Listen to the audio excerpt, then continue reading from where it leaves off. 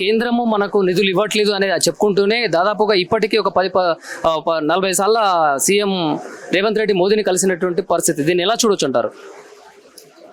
Politics ఏదో just అట్లా ఇటొకటి అటొకటి చెప్పి దాన్ని ఇది చేయటమే తప్ప ఇయ్యకుంటే లేకుంటే ఇవన్నీ జరగట్లేదు. మనకు అన్నీ వస్తున్నాయి. కనీసం ఇప్పుడు ఆయన అట్లా చెప్పారు. ఈయన చెప్పినప్పుడు ఈయన ఎంతవరకు ఏం చేస్తున్నాడు అనేది మనం చూద్దాం. మొన్నటి దాకా రైతులు కల్లాల మీద ఆగం అయిపోయారు. వరదలు వచ్చి ఇది వచ్చి దాని మోడీ ఆపారా? తీసుకోవద్దని ఆపలేదు కదా ప్రతి దగ్గర కూడా. తర్వాత ఈయన ఇస్తా అన్న వాటిని లోన్స్ ఇస్తా అని అన్నాడు. తర్వాత రైతులకు రుణమాఫీ అన్నాడు. ఏం చేశాడు? ఏం చేయలేదు కదా. తర్వాత ఏదో కొంచెం నామినల్గా కొంతమందికి, మిగిలిన వాళ్ళకి రాలేదు. అప్లై చేసుకున్న వాళ్ళకి 2 లక్షలు అన్నాడు కదా. ఎంతవరకు వచ్చినాయి? అవి రాలేదు. మహిళలకు రాలేదు.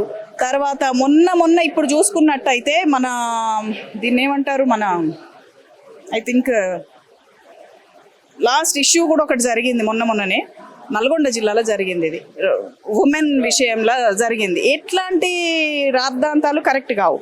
రెండోది పోలీసు వాళ్ళు కూడా, హయ్యర్ అఫీషియల్స్ కూడా కంప్లీట్గా కక్ష సాధింపు లాగా వాళ్ళు ఏం చెప్తే అది అనేది జరుగుతుంది. ఎందుకంటే మా దగ్గర ఇష్యూస్ ఉన్నాయి కాబట్టి నేను మాట్లాడుతున్నా. ఆర్డర్ తెచ్చుకున్న ఆర్డర్ను కూడా వీళ్ళు ఇంప్లిమెంట్ చేస్తలేరు. ఎగ్జిక్యూటివ్ ఆఫీసర్స్, పోలీసులు, కోర్టు నుంచి వచ్చిన ఆర్డర్స్ కూడా అవి ఇంప్లిమెంట్ చేస్తలేరు. అవి ఎగ్జిక్యూట్ చేయాల్సింది ఎవరు? పోలీస్ ఆఫీసర్సే కదా. మరి ఇది కాంగ్రెస్ గవర్నమెంట్ వాళ్ళు చెప్తే చెయ్యరట.